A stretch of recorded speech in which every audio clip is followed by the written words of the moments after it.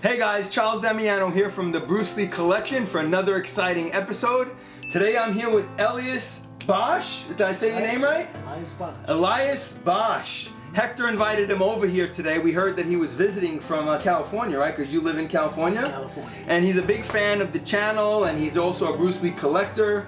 When Hector told me he was going to be stopping by here today, we decided that we were going to film this over Hector's place, which I know Hector will be joining us a little later in the interview here. But for now, I'm going to get to know Elias here and find out how you got started in Bruce Lee collecting, how you were inspired by Bruce Lee. So let's start from the beginning. Like, when were you first introduced to Bruce Lee, and how did you discover the man? I know you were similar in age, so you probably started at the same time as I did. Yeah, Green Hornet. Okay.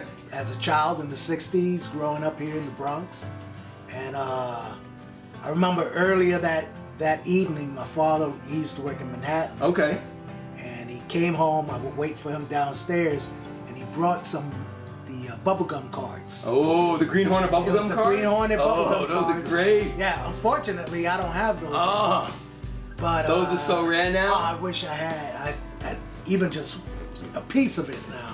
Especially the ones that are still in the package that are unopened? Oh, unopened. Man. But, so he brought that, and I was like, oh, it's like, I'd never seen anything like it. Yeah. Then, sure enough, later that evening, the Green Hornet episode aired for the first time. The first time. Right. And of course, there are many legendary figures of yeah, same here, same here. So, some people say they are often driven. But on the Green Hornet, watched it, and that was it. That was the moment. I was hooked. Back. The legendary Bruce Lee as Kato, the Green Hornet's trusted sidekick. Masked menace of the martial arts. If you're looking for action, he's the one to find it. Bruce Lee is Kato in The Green Hornet. So you were hooked from Bruce that moment on. That was it. All it took was the one time. Wow. Yeah. Same here. I didn't really know who he was back then, because like you, I was probably 7 years old in '66 when it came out. But there was something that jumped off the screen about the guy, and you knew there was something special there. Right. Yeah. And then, so when was the next time you seen him on TV? Because I remember when he was on the Green Hornet, and then they canceled the series. I was so disappointed. And then later on, a couple of years later, you started seeing him appearing on TV shows. Did you see any of those shows when they came out? Yeah. After the Green Hornet. Well, then, of course, I got to see him on Batman. Oh, right. Actually, I think episode. that happened before the Green Hornet came out.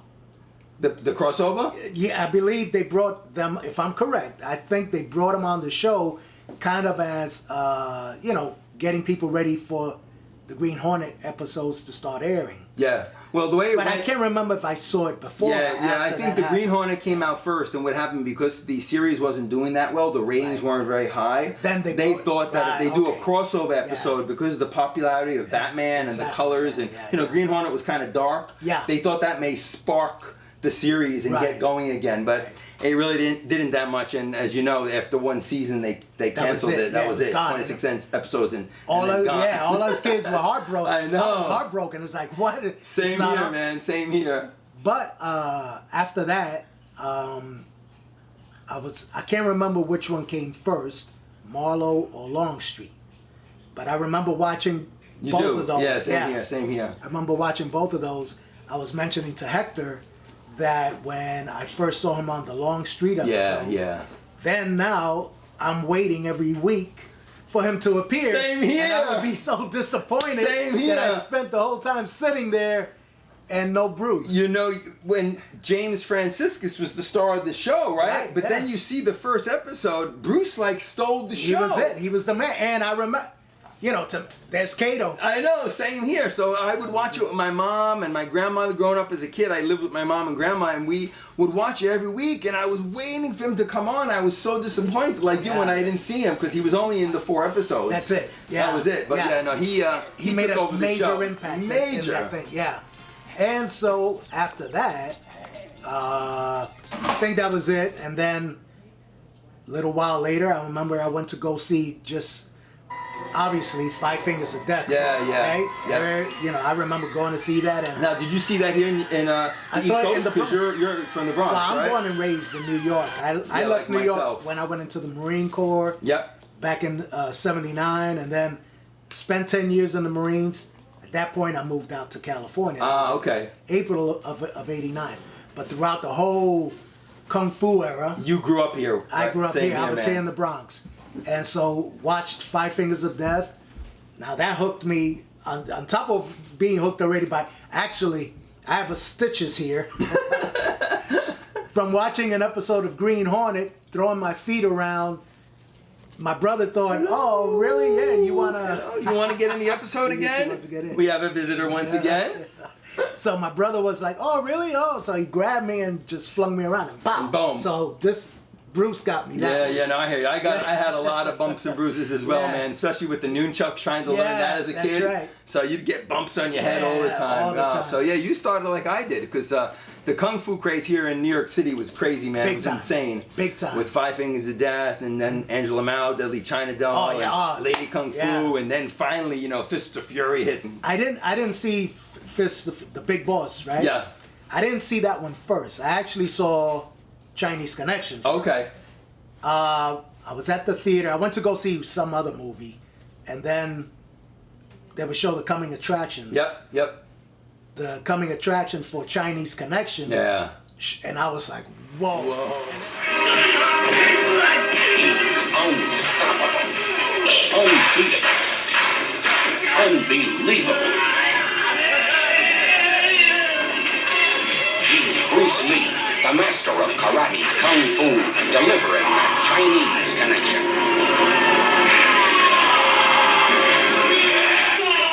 Rated R. Whoa. And then again, it's Kato. Yep. That's Kato.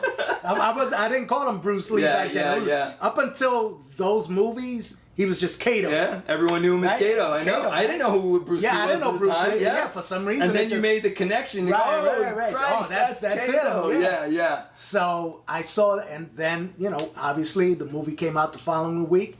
Went to go see it, and my whole world changed. Yeah, mine too, man.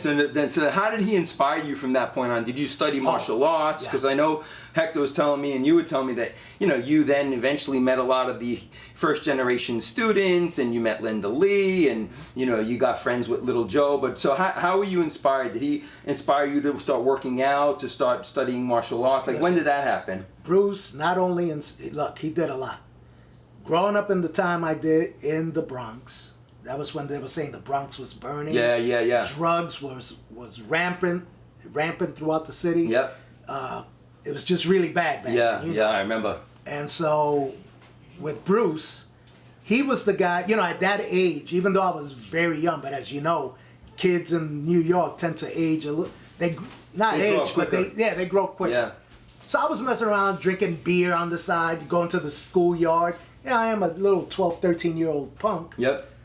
And of course, I was the youngest of the boys. I want to be like my brothers. And so, but the moment I saw Bruce, everything changed. At that point, I didn't want to drink. Never smoked. Wow. Bruce didn't smoke. No, I didn't want to smoke. smoke.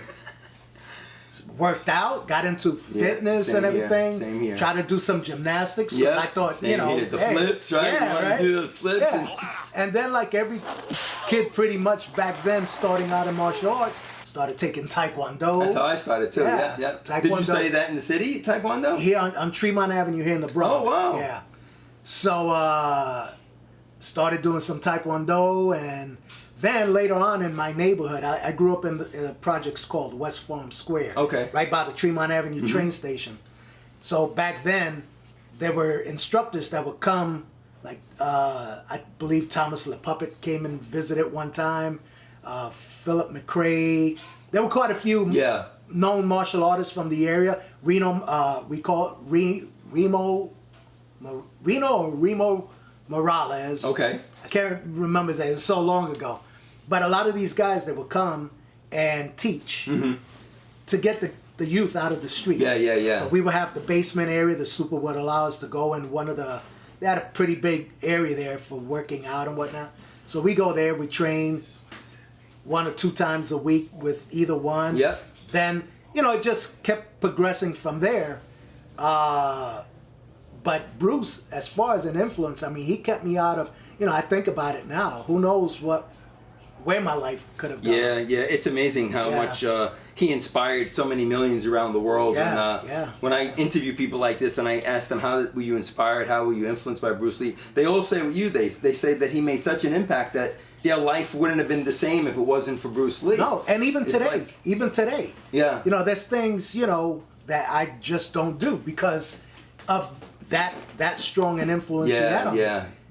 But you know, time goes on. Of course, I start collecting all the posters and the pictures, you know, 8x10s, the little color ones, anything you could get your hands on. Yeah. The very first, unfortunately, something else I spoke with Hector about was that unfortunately, I'm not one of the biggest collectors out there. I have a nice. Well, I saw your decent- collection. It's pretty Yeah, nice, man. It's all So right. do you remember the first collector? The very first collectible that you picked collectible, up? unfortunately, was the obituary. Ah, so the newspaper obituary. The newspaper obituary. Yeah. You know, I saw that. I cut it out of the newspaper. Same here, man. Yeah. Right? Yep. And then shortly thereafter, that's when the posters started to come out and the black and white photos Yep, of my yep. friends. So that's where that started. And then, you know, as time went on, I decided, well, I want to go into the military. If Bruce was alive and had a choice, what would he join?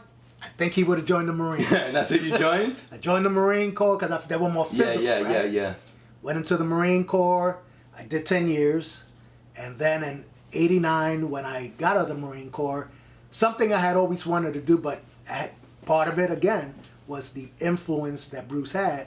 I decided I wanted to try to pursue a career as an actor. Yeah. And that's why I'm in California. Wow. So on and off, I've Yep, been yep. doing that, and I'm getting ready to start once again. Yep. Time off with the whole COVID thing and everything that went on.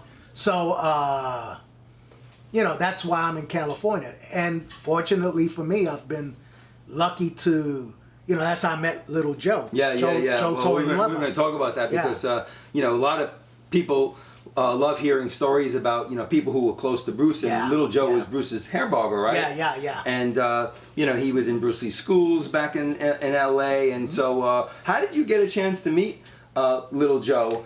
And then, and what were some of the stories, you know, he told you Oh, yeah. about Bruce Oh, back it's a then? 'Cause great, everyone always this is great. wants to hear stories. This and, is you know, great.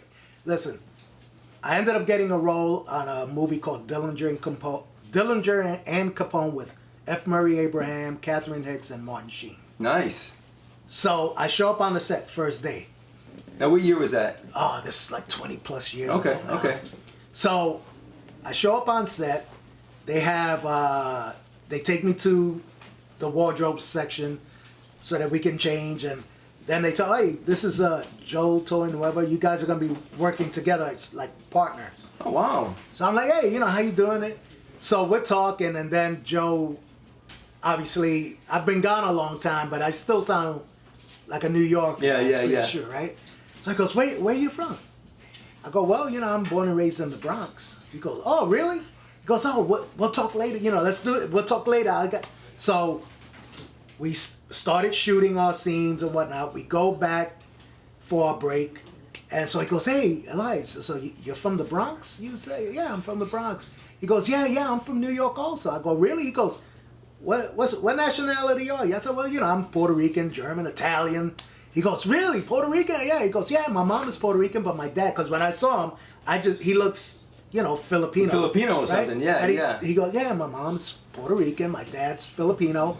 I said, oh, really? Yeah. So we hit it off. It was really Now, quick. did you make the connection? Did you know he knew Bruce at that time, or you didn't make the You know, connection yet? funny enough, when I saw him, I just felt a familiarity Yeah. with him when I looked at, you know, I saw him, but there's a lot of people Yeah, you see. sure. Then Yeah, I'm yeah. thinking he's on this film. Maybe I saw him in something. Yeah. I didn't So- even know he was into acting. I didn't know he got into Yeah, acting he's later done on in little life. Wow, things little here and there, parts but he's mainly, you know, hairstylist to Yeah. the stars.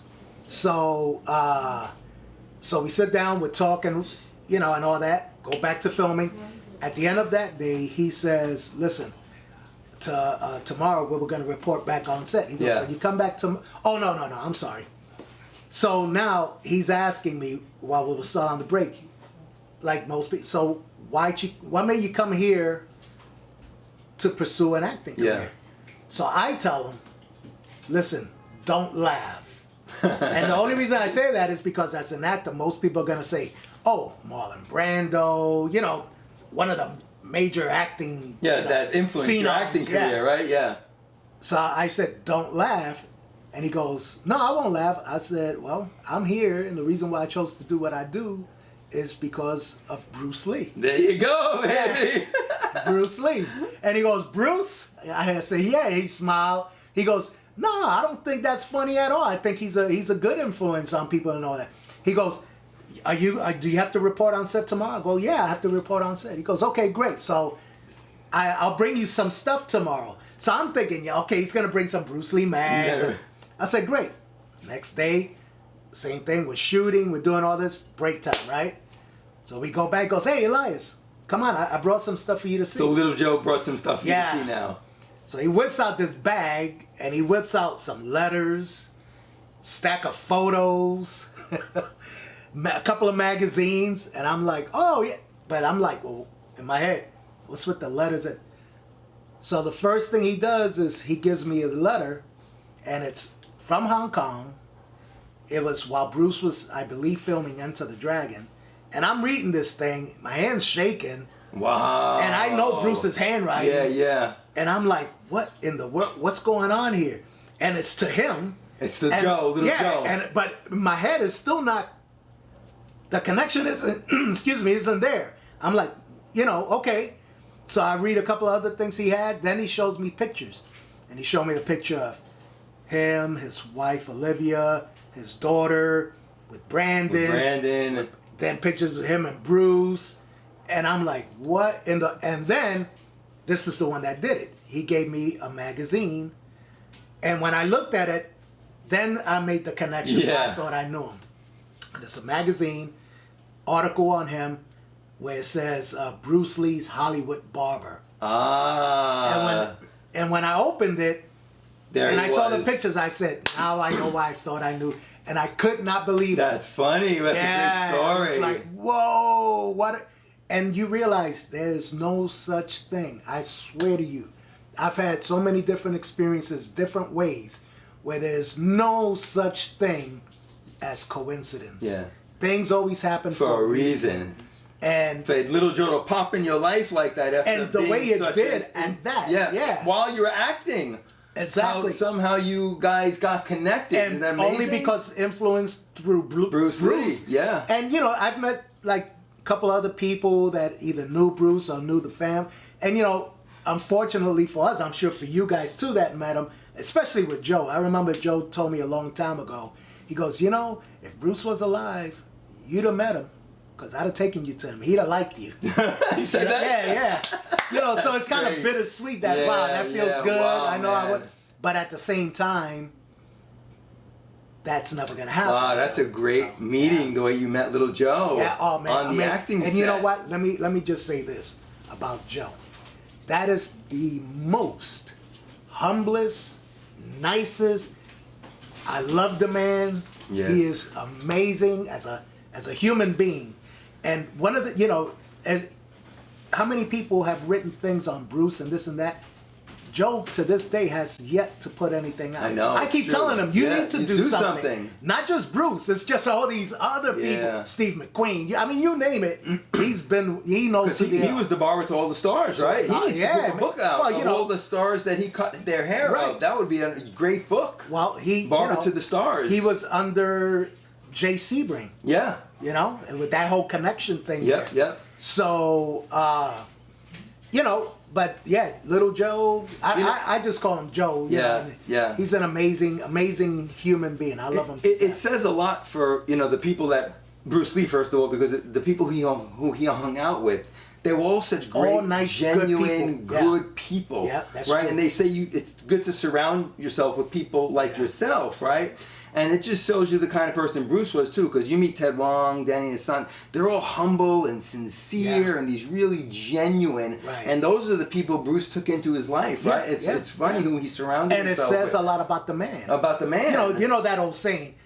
Tell me who you hang out with, and I'll tell you who you are. Who you are. Well, and you could see it through his friends, because he Right. had the nicest friends, nice, man. all Everyone of them. says that. And Linda, we're not friends or anything, but at the time I met her, and I'm sure yeah, I you met know her. what Yeah. Really so genuine, sweet. yeah, sweet, So genuine, sweet. yep, yep. Yeah, so Now, how sweet. did you meet her? When did you meet her? I'm a member of the Wednesday Night Jeet Kune Do group. Oh, okay. So Bob Bremer was one of the instructors there, along with Tim Tackett and Tackett. Jim Sewell. Wow, so who you was met a also lot of the first generation students yeah. also. But Bob passed away, Mm-hmm. and at the memorial services when I first met Linda. Oh, so she was there. She was at, there, Bob yeah. Bremer's memorial service. Yeah, and so I got you. Seafood Tackett, Tim Tackett, was the one that Introduced. said, "Come here, let me Yeah. introduce you to." And then we just start chat, and she spoke to me like Like she knew you, knew right? me forever, I know, and so I sweet, know. so kind, Did so you nice. did you ask her anything about Bruce, or did you just say he was an influence No, in well, your life? at the or- time,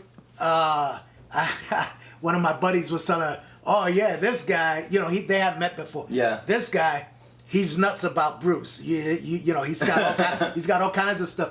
So she was like, "Oh," and then Tim Tackett also told her, "Yeah, Elias, he's pursuing an acting career." And so then she started asking me, "Well, do you do stunt work also?" Oh wow. So we just talked about several things. She knew. We Now was talked about. Brandon already passed away at that Yes, point? He was. yes, He's he was already passed. passed. So this was after That's another 93 story. then, right? Yeah. Another story I was telling Hector is that I went to an audition one day. Yeah. And I'm going up the steps, but when you are getting ready for, you got butterflies in your stomach. Yeah. Everything in your head is just going over the lines in your head. You're not paying attention to everything else around Right, you. right. And so I'm going up the stairs. A couple of guys are coming down the stairs, so we pass each other. So when I get upstairs, I hand over to the secretary there, the casting assistant. I hand over my headshot, resume, signed in, sat down, and then she said, casting director will be with you in a moment.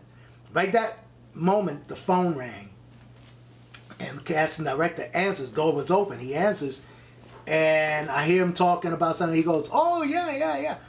Brandon Lee he just left a couple of seconds ago." So in another audition. So I think he and was that other probably guy were there. one of the ones that came down. Oh, well, he was imagine there. you bumped into him. But the thing is, because I was so in my head, I Yeah. didn't look. Yeah, exactly. And I looked. So to this day, it bothers me. 'Cause I don't preoccupied know with for the sure. acting you're all about I know to is, do, Yeah, yeah. all I know is the guy says Wow. he just left a Left. few seconds ago. Man, And you just missed I've him. only been there a few seconds. So who knows, That would have been right? incredible. Yeah, that would have been. Man. I probably would have been late for the audition. Yeah. Yo, let me talk to you.